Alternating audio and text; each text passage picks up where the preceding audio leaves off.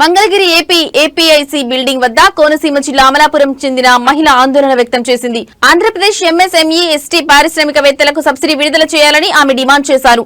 45 లక్షల రూపాయలు విడుదల చేయాలి. స్త్రీశక్తి పథకం వల్ల జనాభాలు విపరీతంగా బస్సులు ఎక్కడం వల్ల బస్సులు పాడైపోతున్నాయి. అధికంగా డీజిల్ ఖర్చు అవుతుంది. మాకు రావాల్సిన 45 లక్షల రూపాయలు త్వరగా విడుదల చేయాలంటూ కమిషనర్ కలవడానికి నా పిల్లలతో సహా వచ్చా.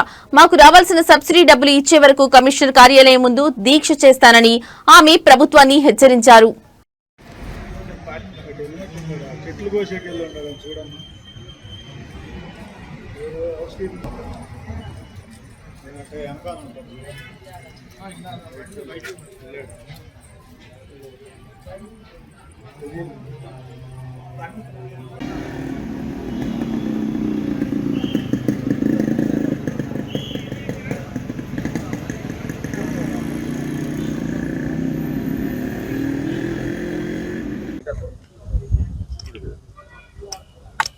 సార్ నమస్తే సార్, నాది కోనసీమ డిస్ట్రిక్ట్.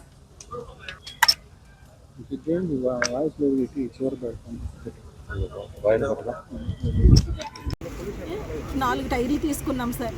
డీజిల్ భారం మళ్ళీ మా మీదే పడిందండి. ఇవన్నీ లెక్కలు చూసి గవర్నమెంట్ ఎప్పుడూ వేస్తుందండి సార్. అది ఎప్పుడు అనేది కూడా తెలియదండి.